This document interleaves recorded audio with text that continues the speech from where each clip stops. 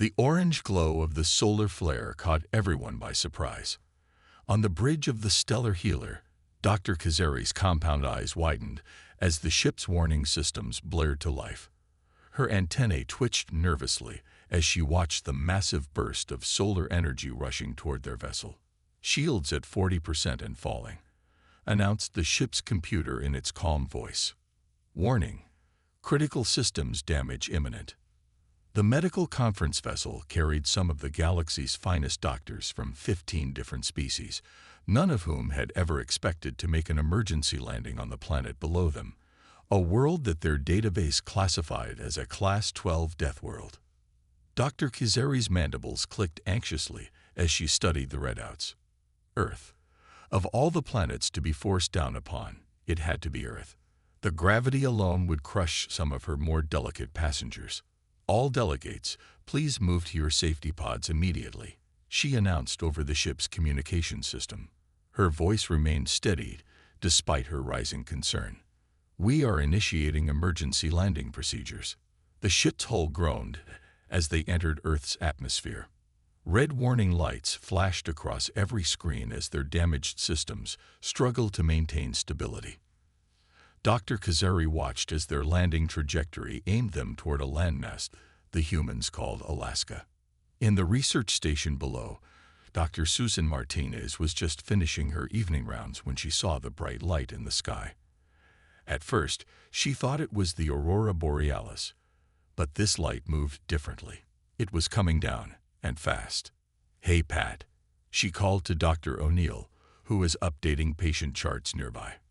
"Come look at this." They watched through the facility's large windows as what appeared to be a spacecraft descended through the clouds, its hull glowing red-hot from atmospheric entry.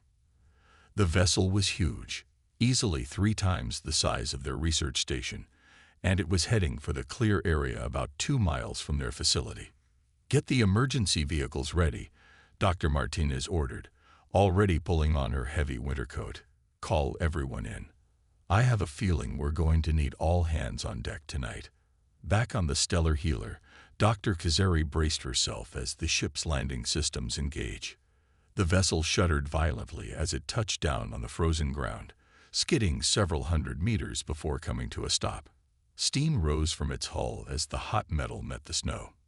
"Damage report," she commanded, pulling herself up from her safety harness.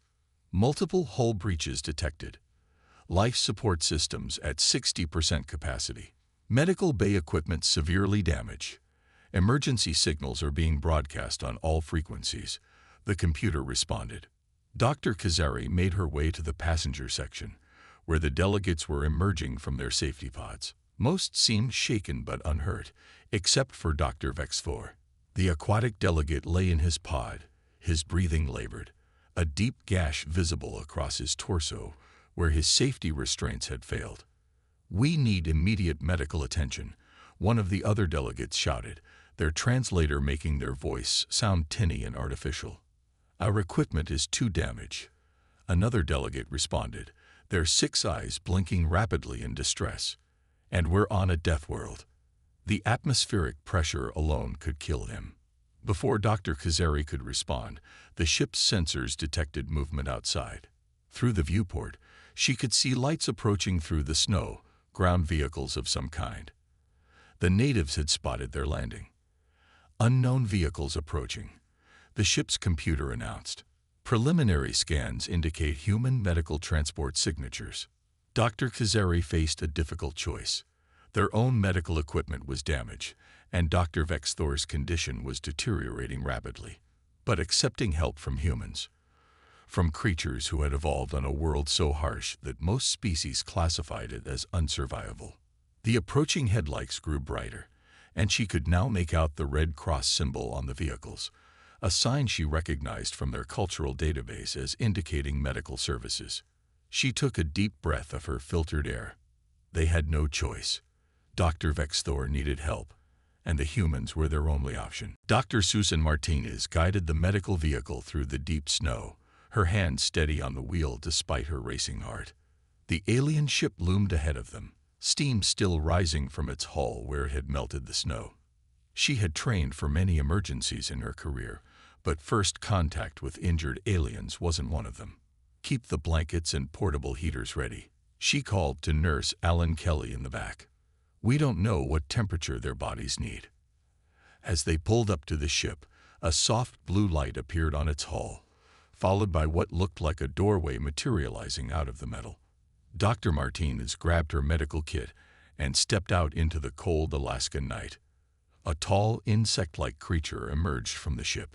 It stood nearly 7 feet tall, with delicate limbs and compound eyes that reflected the emergency vehicle's lights. A transparent mask covered what she assumed was its breathing apparatus. "I am Dr. Kazari," the creature spoke through some kind of translator. "We have an injured delegate who requires immediate medical attention. Our equipment was damaged in the landing." Dr. Martinez nodded professionally, pushing down her amazement at talking to an actual alien. "I'm Dr. Martinez. We have a fully equipped medical facility 2 miles from here. What kind of injury are we dealing with?" Before Dr. Kazari could answer, more aliens appeared at the doorway, carefully carrying what looked like a floating stretcher. On it lay a being that reminded Dr. Martinez of a cross between a dolphin and a person. A deep wound crossed its torso, leaking a pale blue fluid. "This is Dr. Vexfor," Dr. Kazari explained. "His safety restraints failed during landing. He requires immediate care, but—" She hesitated. "Your world's gravity and atmosphere are dangerous for our kind. We're not sure if—" "Let's worry about one problem at a time," Dr. Martinez said firmly. "Alan, get the portable life support unit ready. Dr. O'Neill, help me get him stabilized for transport." The other aliens watched nervously as the humans approached their injured colleague. Dr. Martinez noticed their anxiety and moved slowly, explaining each action as she went. "We're going to transfer him to our medical transport," she said. "We have equipment to monitor his vital signs and maintain whatever atmospheric conditions he needs. Dr. Kazari, can you tell me his normal body temperature and atmospheric requirements?" The alien doctor seemed surprised by the question, but quickly provided the information. Dr. Martinez and her team worked efficiently, adjusting their equipment to match Dr. Vexthor's needs.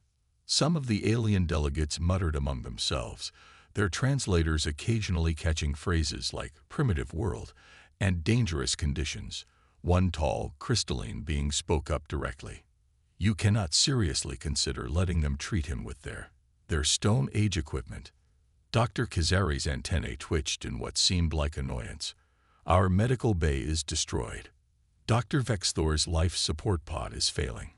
Do you have a better suggestion?" The crystalline being fell silent. "His vital signs are dropping," Alan reported, looking at the modified medical scanner. "We need to move him now." Dr. Martinez took charge of the situation.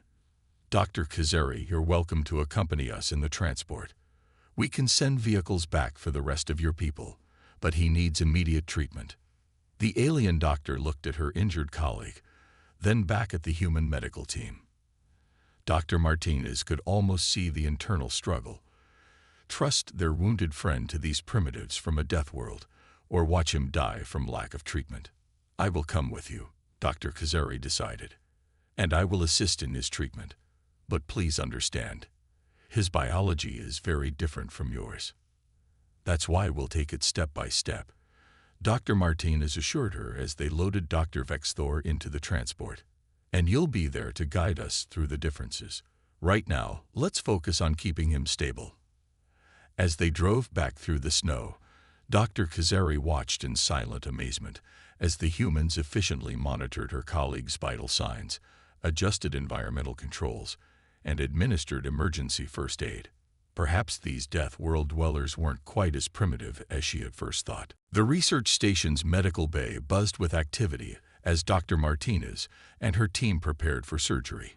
Dr. Kazari hovered nearby, her compound eyes fixed on the medical tools being arranged on the steel tray. "You intend to cut into him?" she asked, her translator barely hiding the horror in her voice. "With metal tools. It's the only way to repair the internal damage," Dr. Martinez explained while studying the medical scans. "The wound is deep, and there's severe tissue damage. We need to stop the bleeding and repair the torn vessels. Dr. O'Neill entered the room, already dressed in surgical gear. The modified life support system is working perfectly. We've adjusted the atmospheric pressure around the surgical area to match his home environment. The alien delegates who had followed in the second transport now crowded at the observation window. Their varied forms, crystalline, gaseous, and even one that seemed to be made of living metal, pressed against the glass as they watched the humans prepare for surgery. "This is barbaric," the crystalline being announced. "In our medical facilities, we use molecular reconstruction beams. No cutting, no primitive stitching. And where are those facilities right now?" Dr. Martinez asked calmly while washing her hands. "Dr. Kazari, we need to know. What's the normal blood pressure range for Dr. Vexthor's species?" The alien doctor seemed startled by the practical question. "Oh, yes. It would be equivalent to." She quickly converted the measurements. Ellen adjusted the monitors accordingly. The pale blue fluid, what passed for blood in Dr. Vexthor's species, continued to seep from the wound. His breathing was becoming more labored. "We need to begin now," Dr. Martinez said firmly. "Dr. Kazari, you can assist us. You know his anatomy better than anyone here." The insectoid doctor looked at her injured colleague, then at the human medical team. After a moment's hesitation, she stepped forward. "His circulatory system is most vulnerable here and here," she pointed with a delicate appendage. "And his respiratory nodes must not be compromised." Dr. Martinez nodded. "Thank you. Alan, prepare the local anesthetic. Dr. O'Neill, we'll need the modified clamps. Let's start with a small incision to assess the damage." The aliens at the window watched in a mixture of horror and fascination as Dr. Martinez made the first cut. But their horror turned to surprise as they observed the precise, careful movements of the human doctors. Dr. Martinez worked with steady hands, her movements exact and deliberate. She talked through each step, both for her team's benefit and for the nervous aliens watching. "Clamp here. Careful with that vessel. We need to repair this tear first." Dr. Kazari found herself drawn into the procedure. These humans, despite their primitive tools, showed remarkable skill. They weren't just blindly cutting. They understood the importance of precision, of careful tissue handling, of maintaining the proper environment for their patient. Vital signs stabilizing. Alan reported after 30 minutes of surgery. The pale blue fluid had stopped leaking, and Dr. Martinez was carefully closing the wound. One of the gaseous aliens drifted closer to the window. "They actually appear to know what they're doing," it whispered to its crystalline companion. "Look at how they've adapted their techniques to his physiology." Dr. Kazari's antennae twitched in what might have been agreement. She watched as Dr. Martinez completed the final sutures. Tiny, neat, and precise. These humans, it seemed, had developed their medical techniques because of their harsh world, not in spite of it. Perhaps there was something to learn from these Deathworld dwellers after all. The hours after the surgery were tense as everyone watched Dr. Vexthor's vital signs. Dr. Martinez sat at her desk, writing detailed notes about the procedure while occasionally glancing at the monitors. The soft beeping of the modified medical equipment filled the recovery room. Dr. Kazari hadn't left her colleague's side. She stood near his bed, her antennae moving slowly as she studied the neat row of sutures across his torso. The wound that had leaked pale blue fluid was now clean and properly closed. "I must admit," she said quietly to Dr. Martinez, "I would not have believed this possible when we first landed." Dr. Martinez smiled tiredly. "Sometimes the simplest solutions are the most effective." "How are his readings compared to your species' normal range?" Before Dr. Kazari could answer, Alan rushed into the room. "We've got another emergency coming in. Local fishing boat accident. 2 people with hypothermia and 1 with a broken leg."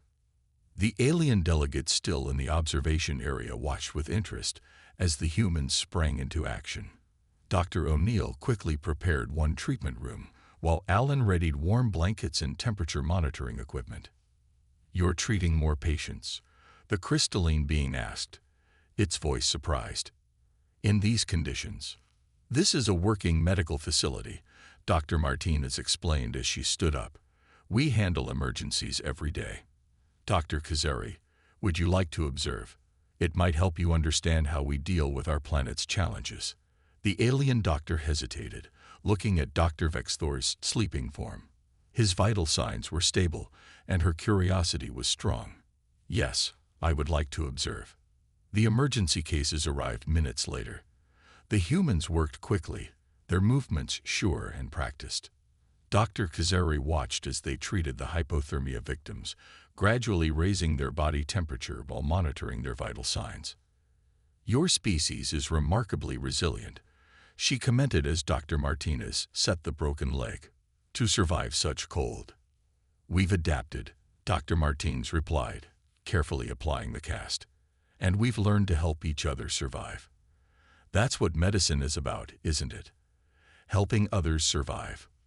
The other alien delegates had drifted closer, their initial disdain forgotten as they watched the humans work. They saw how Dr. O'Neill calmed a frightened patient while treating them. They observed Alan's efficient movements as he managed multiple tasks at once. Their medical techniques are different from ours, the gaseous being noted, but they are not ineffective. Dr. Kazari moved between the treatment rooms, her scientific curiosity fully engaged. She asked questions about the treatments, comparing them to her own knowledge. The humans answered readily, explaining their methods and the reasoning behind them. Later that night, as the emergency cases were settled and Dr. Vexthor continued to recover, Dr. Martinez found Dr. Kazari in the medical library, studying Earth's medical texts with intense interest. These texts, the alien doctor said, gesturing with a delicate limb, they show how your species has learned to heal despite having no molecular reconstructors or neural field generators. You've developed incredible techniques with just the materials available on your world. Dr. Martinez nodded. That's the thing about living on what you call a death world. It teaches you to be resourceful, to use whatever you have to help others survive. Dr. Kazari's antennae moved in what Dr. Martinez was beginning to recognize as a sign of deep thought. Perhaps, the alien doctor said slowly, we have much to learn from each other. The next few days brought many surprises for both the humans and their alien visitors. Dr. Vexthor's recovery exceeded everyone's expectations. He was now sitting up in his specialized bed, watching the busy medical facility with growing interest. These humans, he said to Dr. Kazari during her morning checkup, they never stop moving, always running to help someone new. His voice carried a tone of wonder through the translator. Dr. Kazari nodded, checking his healing wound. The sutures were holding perfectly, and there was no sign of infection. They are surprisingly adaptable. Yesterday, I watched Dr. Martinez treat 5 different emergency cases, each requiring completely different approaches. A commotion outside drew their attention. Through the window, they could see a rescue helicopter landing in the snow. Dr. Martinez and her team rushed out with a stretcher, their movements quick but controlled despite the bitter cold. Another emergency, asked the crystalline being, who had taken to following the human doctors around. How do they maintain such energy levels in this gravity? They watched as the humans brought in a young man with a severe skiing accident. Without any advanced alien technology, Dr. Martinez and Dr. O'Neill worked to stabilize their patient. Their hands moved with practiced skill as they assessed injuries and provided treatment. Look at how they improvise, Dr. Kazari pointed out to her fellow aliens. They don't have tissue regenerators, so they've developed incredible skill at manual repair. Their surgical techniques are actually quite sophisticated, just different from ours. Ellen walked past with an armful of supplies, pausing briefly. Dr. Kazari, would you like to observe this procedure too? It's quite different from Dr. Vexthor's case.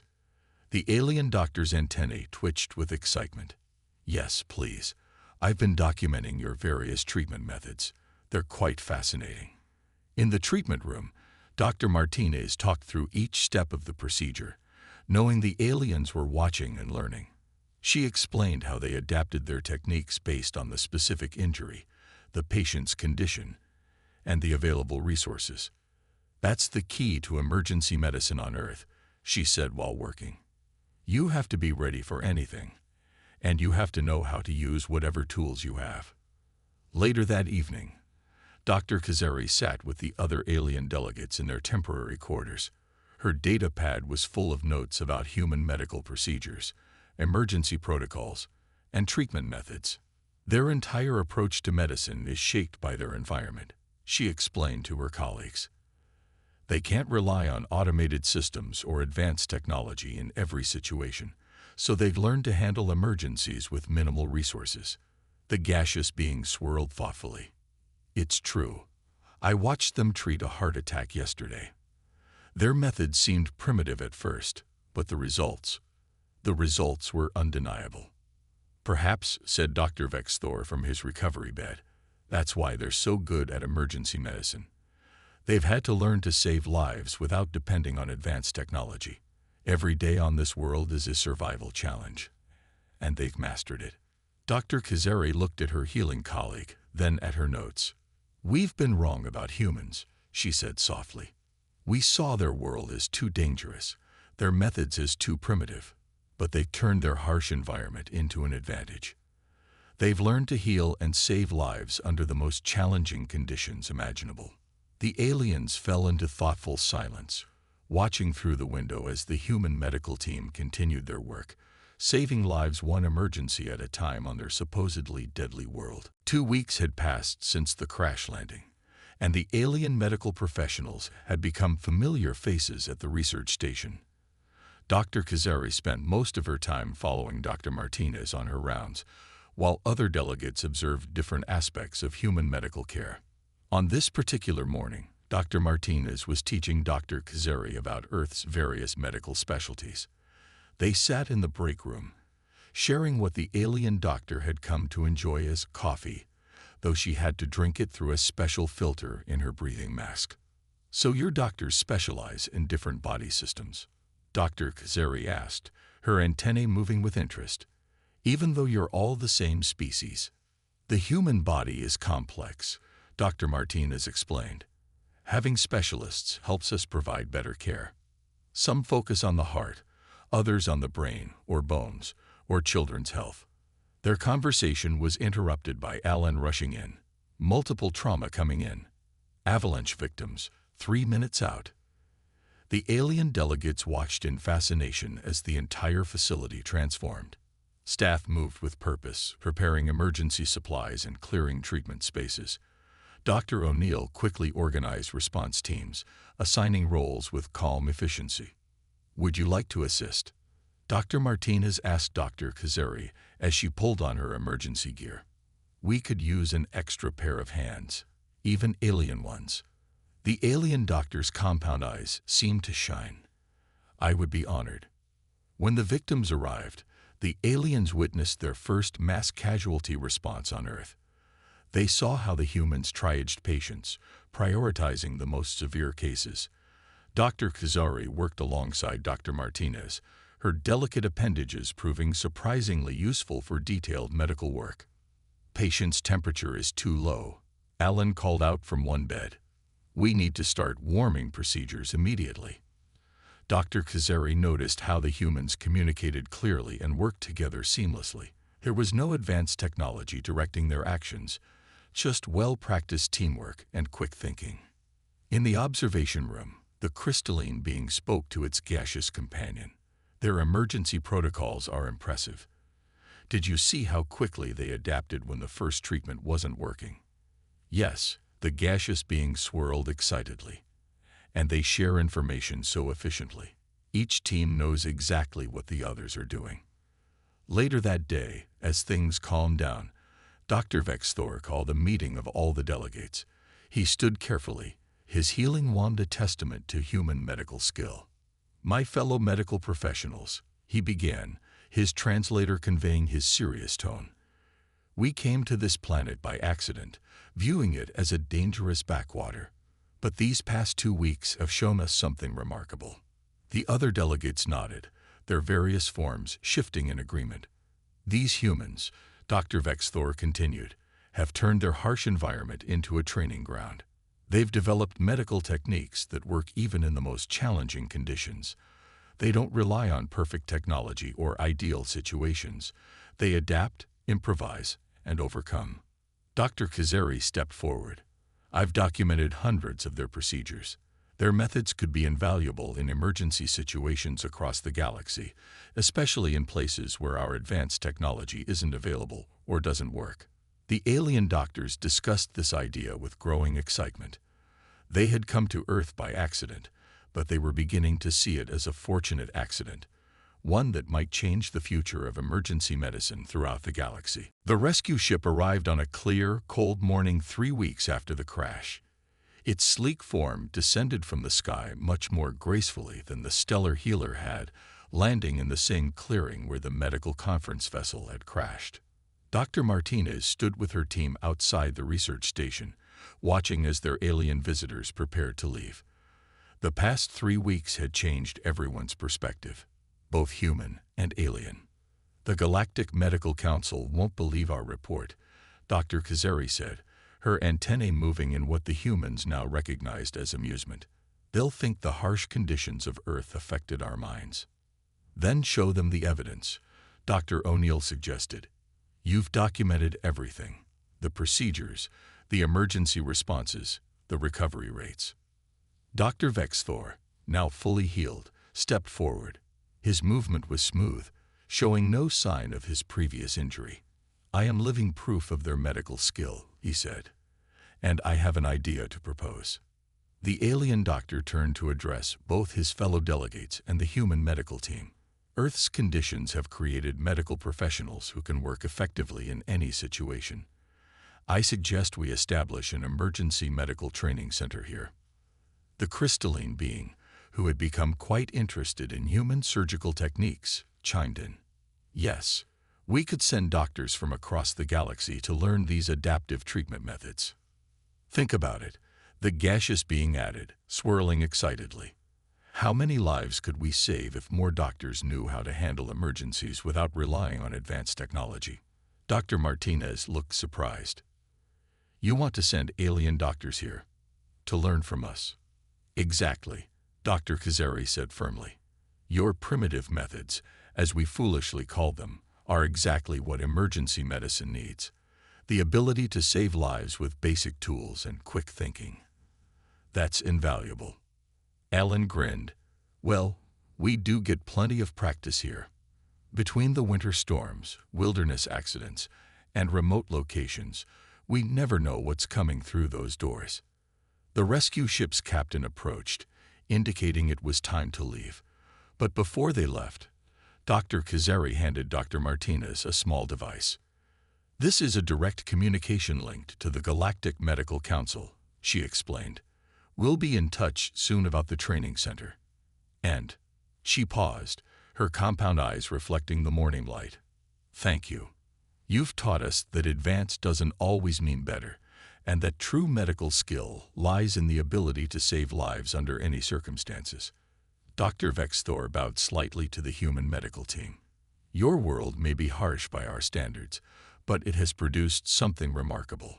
Doctors who never give up, no matter the challenges. One by one, the alien delegates said their goodbyes and boarded the rescue ship. Dr. Martinez and her team watched as the vessel lifted off, disappearing into the clear Alaskan sky.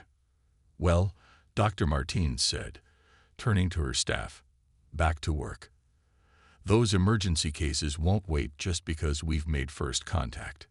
As if on cue, the emergency alert sounded. Alan checked the incoming call details. Small plane down in the mountains. 2 passengers, possible injuries. The human medical team sprang into action, just as they always did. But now they moved with the knowledge that their skills, developed on their supposedly deadly world, would soon be teaching the galaxy a new way to practice emergency medicine. As Dr. Martinez gathered her equipment, she smiled, remembering Dr. Kazari's words. Sometimes the harshest environments produce the most effective solutions.